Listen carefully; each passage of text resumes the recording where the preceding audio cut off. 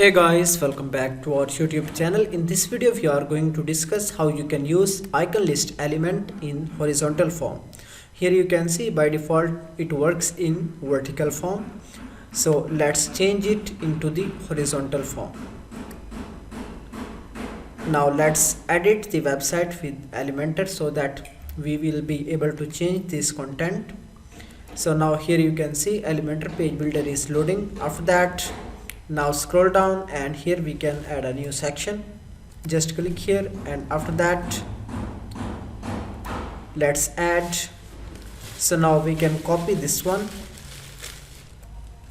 and after that paste here.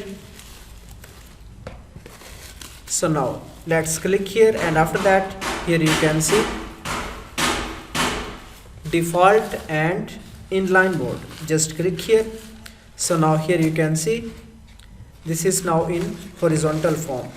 So now if you want to add some gap, just here you can add the space between these items. In this way you can easily create icon list in horizontal form.